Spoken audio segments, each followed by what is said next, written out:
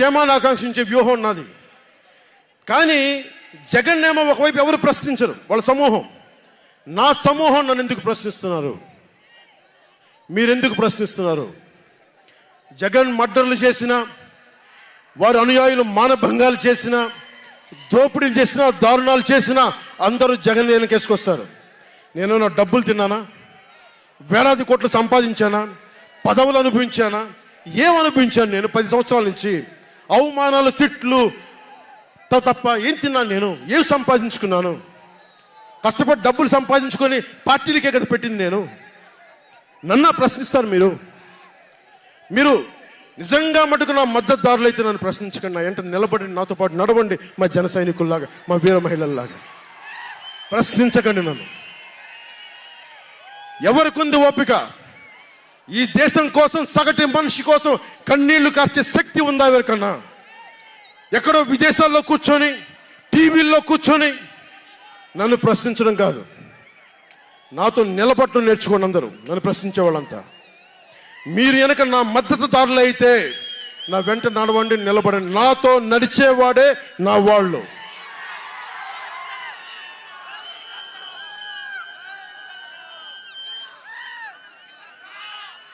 నేను ఎప్పుడు కూడా ఒక నియోజకవర్గం దృష్టిలో లేదు. నాకు దేశం ఉంది, మానవత్వం ఉంది, మన ఆంధ్రప్రదేశ్ ఉంది, తెలుగు ప్రజల, తెలంగాణ ప్రజల నేల ఉంది. నాకు తెలంగాణ నేల ఉంది నా దృష్టిలో. ఒక నియోజకవర్గం గురించి నేను ఎప్పుడు ఆలోచించలా. రాష్ట్ర ప్రయోజనాల కోసం ఆలోచించాను కానీ అరే నేను ఒక నియోజకవర్గాన్ని డెవలప్ చేసుకోవాలి నేను నిజంగా ఆలోచించలేదు. నేను ఒకటే అనుకున్నా, నేను ఇంతమంది కోసం పనిచేస్తున్నప్పుడు నా కోసం ఆలోచించే ఒక నియోజకవర్గంలో ఉండి కొంతమంది పనిచేస్తారని ఆశించాను. దురదృష్టం, అనుకున్నంత పని చేయలేకపోయారు. సంతోషం. ఒక నియోజకవర్గం వ్యక్తిని కాదు నేను.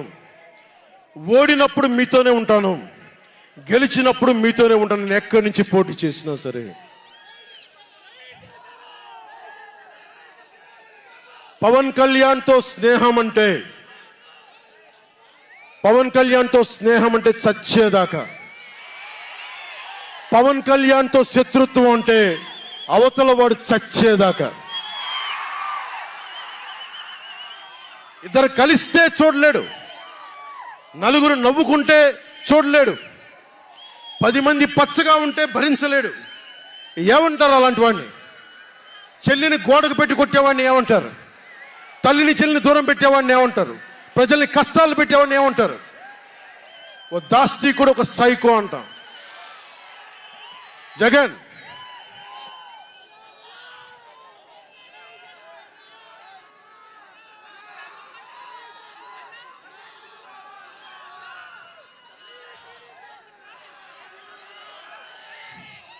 జగన్కి చెప్పదలుచుకుంది ఒకటే, జగన్ బాధితులందరికీ ఒకటే చెప్తా ఉన్నాను. 1 man's courage makes a majority అంట. 1 man's courage. జగన్కి సంబంధించినంత వరకు పవన్ కళ్యాణ్ అంటే 3 పెళ్లిళ్ళు 2 విడాకులు. అతని దృష్టిలో 4 పెళ్లిళ్ళు అంటాడు. మరి 4వ పెళ్ళం ఎవరో తెలియదు, జగన్ ఏమో నాకు తెలియదు. మరి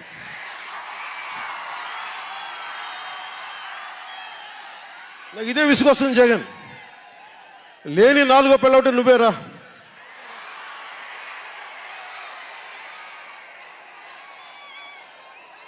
నేను ఎప్పుడైనా సరే భారతి గారికి కూడా చెప్తున్నాను, మేడం భారతి గారు, మీరు ఊహించుకోండి, మేము ఎప్పుడన్నా సరే మిమ్మల్ని చాలా గౌరవంగా భారతి గారు, మేడం భారతి గారు అంటాం.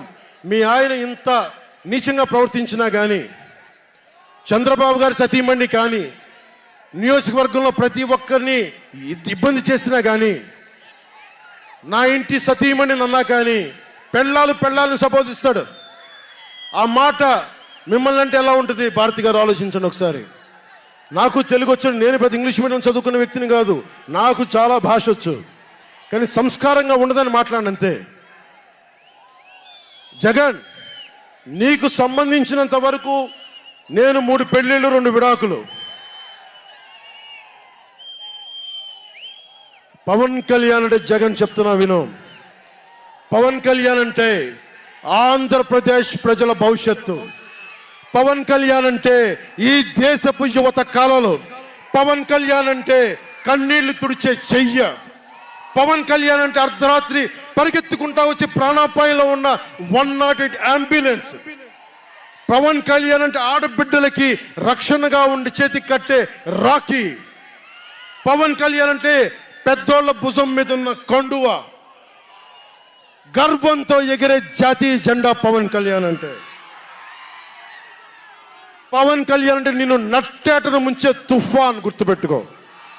నిన్ను అధాపాతాళానికి తొక్కే వామనుడి పాదం పవన్ కళ్యాణ్ అంటే గుర్తుపెట్టుకో. ఇందాక చెప్పాను కదా, ఒక్కడి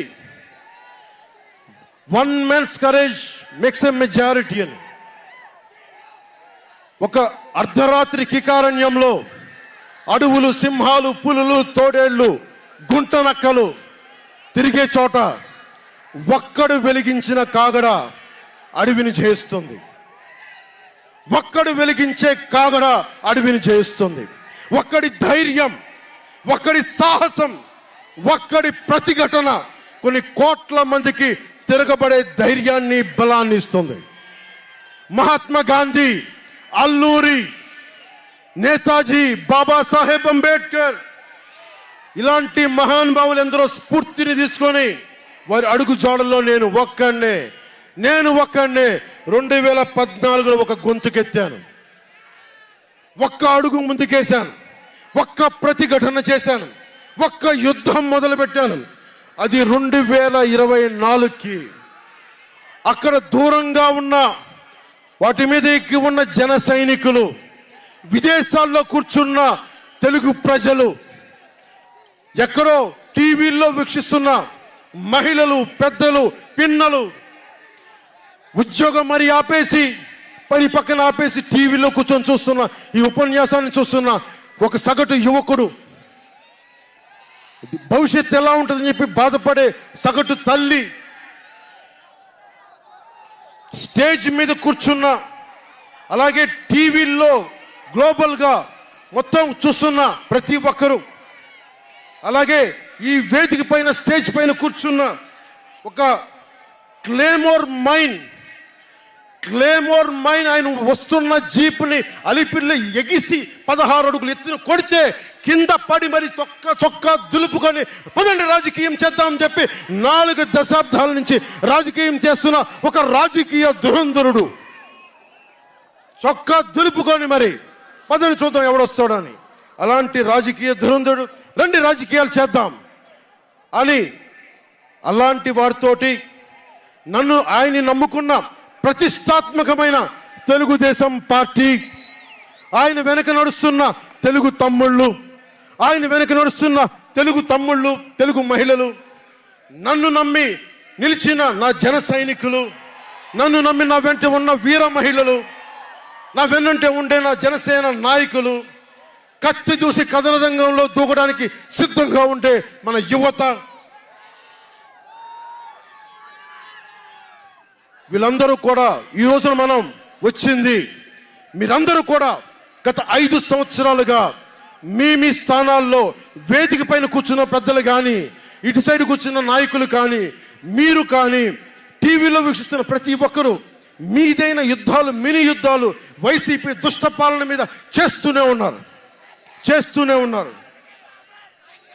ఈ రోజున తాడేపల్లిగూడెం నుంచి నేను ఒకటే పిలిపిస్తున్నా, ఈ మినీ యుద్ధాలన్నీ కలిసి ఒక మహాయుద్ధాన్ని ప్రకటిస్తున్నాను 2024 ఎన్నికలకి.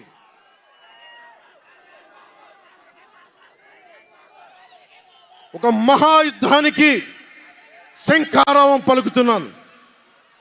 ఇది నా దేవదత్తం. ఇది లక్షలు కోట్ల ప్రజల ఆశల కోసం ఈ మహాయుద్ధాన్ని ఆవాహన చేస్తున్నాను.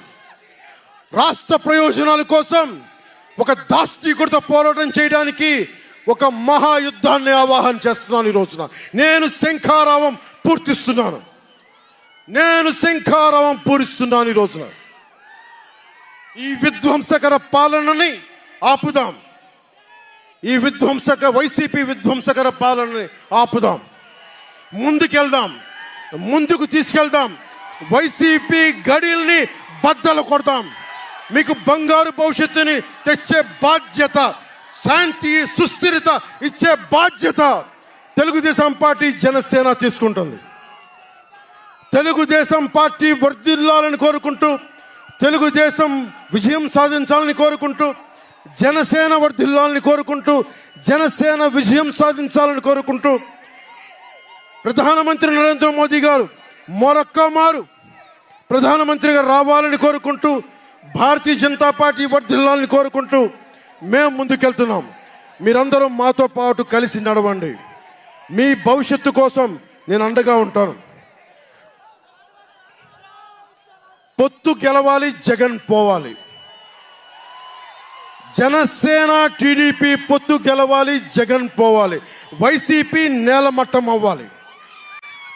ఒకటే గుర్తుపెట్టుకోండి, జగన్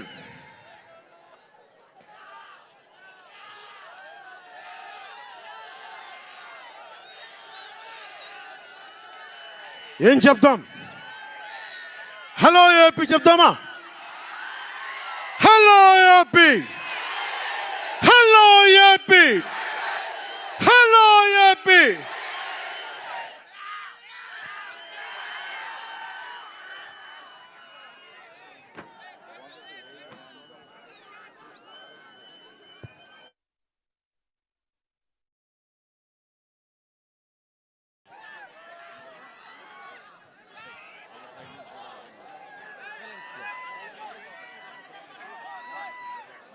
మనం గెలుస్తున్నాం, ప్రభుత్వాన్ని స్థాపిస్తున్నాం.